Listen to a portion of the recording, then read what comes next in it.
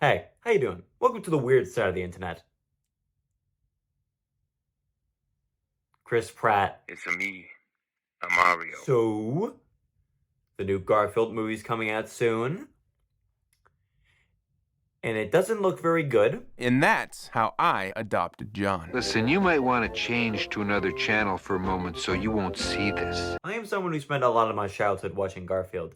So seeing him in this state is, well, sad. The whole point of Garfield is simple, slice of life, down to earth, fun adventures with your fat tabby cat who likes to eat lasagna. He's not supposed to be this complex action hero. Yet now in this one, he has to work with Odie to go and save the day against these super evil animals, and he's gotta fight all these people and jump on trains and, freaking do all this stuff when that's not the point of the character. However,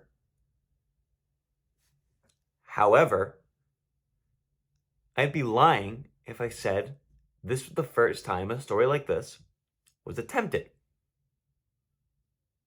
Have you ever heard of Garfield's Fun Fest? Garfield's Fun Fest is a direct-to-DVD animated movie about Garfield and, well, his Fun Fest. This movie is actually 1 out of 3 in a trilogy of animated Garfield movies, but we're just talking about this one today because this is the one I grew up with. But nonetheless, this movie is still absolutely insane. I watched this movie religiously growing up, yet I can't tell you what happened at some point of the film. It's just that bonkers. But anyways, enough of the boring context that nobody came to watch the video for. It's time to get into Garfield's Fun Fest. The movie opens, like all good movies open, with a story. We find out that there's this frog, right? He's really funny, but he's only funny because he drinks some fucking pond water. Freddy was the first funny frog. One brave bear cub stepped forward, conjecturing that the pond water made Freddy funny. It's probably some poison or something, but he's fine with it. It then cuts to our faithful protagonists, Garfield and Odie, getting ready for Fun Fest. But before they can do that, we have a music number.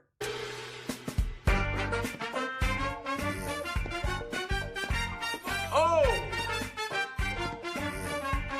Hold on a second. And you thought the John dancing meme was a once-in-a-lifetime experience. Get a load of this. After that absolutely diabolical dance number, John sits Garfield down to tell him that he should probably join Fun Fest, in which he says no, because he's fat and lazy, and that's all his character is. Arlene and I will knock him dead with our stand-up routine. Oh yeah, Arlene's in this movie. I take it back. Garfield has a plan. He's gonna do stand-up comedy. What is he, Kevin Hart? Oh, it's not that easy. In order to be a great comedian, you have to first be a great dramatic... Odie throws on his mime costume. Get it, because Odie's a mute. And they drive off to pick up Arlene and Nermal, whose whole character in this movie is being an annoying piece of shit.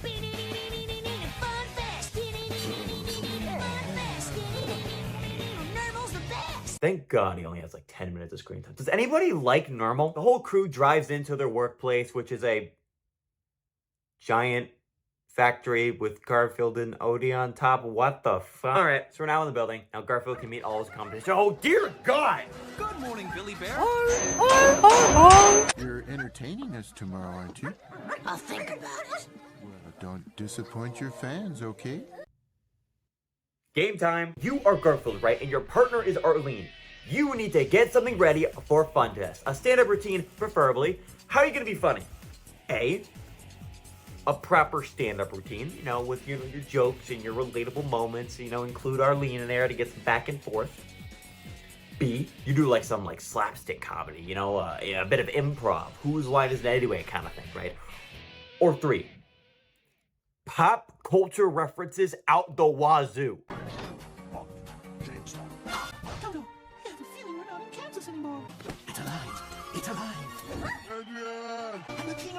I do not know how to feel about the fact that Leonardo DiCaprio is canon to Garfield. So Arlene's upset because she's like, Garfield, I would actually do something, you son of a bitch. And Garfield's like, Arlene, I'm fat. But then, out of the blue, sexy luchador cat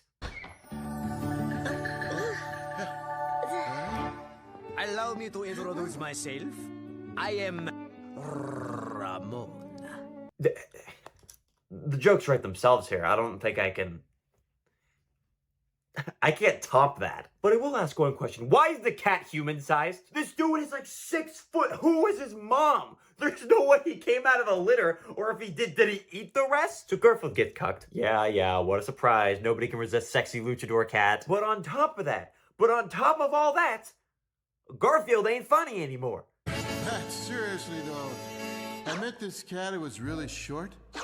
How short was he? He was so short he could pose for trophies?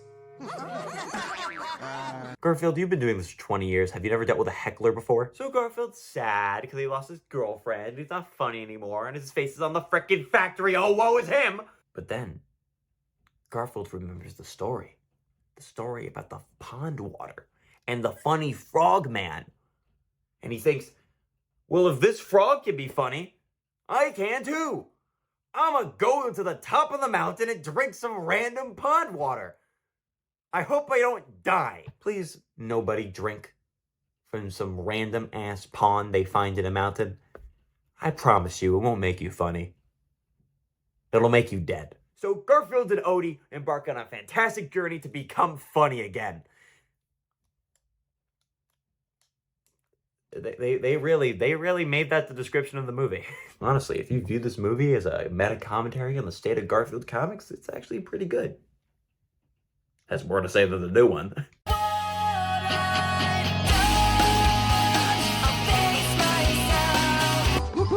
Oh boy, come on, Odie. But then, on their way to the mountain, they meet the man, the myth, themselves, Funny Frog.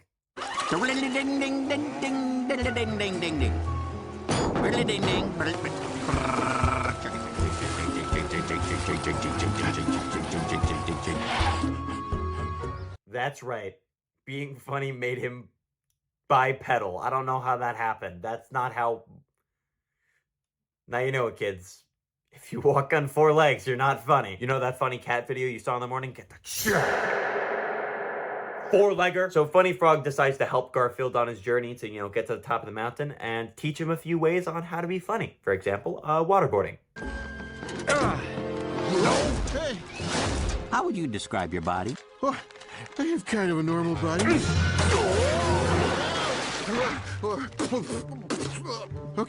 Okay, I admit it. I'm chubby. I'm fat. Okay, I'm fat. I know the whole point of the scene is that self-deprecation is funny and that to be a good comedian, you kind of have to make fun of yourself from time to time. But,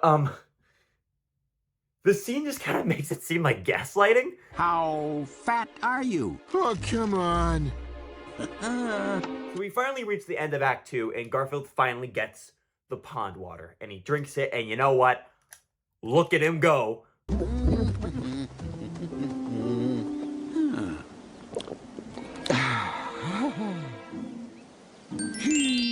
Say, this stuff tastes a little funny. Funny! We get it! Very good! Garfield, that's not funny. I think it's starting to take effect already. Garfield. Garfield, that's not funny. Garfield. Garfield, stop. Garfield. But oh no! Fun Fest has started! How are they gonna make it back in time? Well, thankfully Funny Frog here has an entire glider. Just on the mountain. Are you sure we won't crash?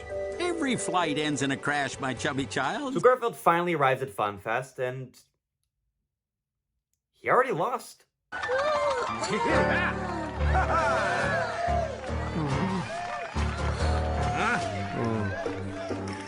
And then all of a sudden, we actually get a well-written scene. Garfield, you forgot to entertain. You were working so hard at trying to win, you forgot to make the audience laugh. You forgot to follow your heart. Follow my heart. Yeah. I'm gonna have to try a lot harder next time. Well, there may not be a next time. So, So a fight ensues, a dance fight, a dance battle, if you will, ensues where sexy Spanish cat and Garfield are fighting for Arlene's love as the battlefield gets more and more intense. And the reveal is at the end of it that sexy Spanish dude's a robot?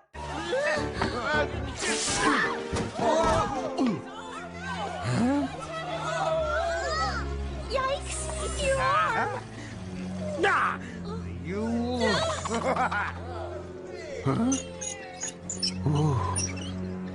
Is it even a robot? It's like a puppet-controlled contraption played by, surprise, surprise, Normal. Normal! Normal? Who is this normal of which you speak? Why do you go Spanish? That's my question. Why do you go Spanish? I need to know Nermal's thought process when making this guy. Anyways, Nermal is executed, and then Garfield wins Fun Fest. The end. This is for you. So, you trying to fuck?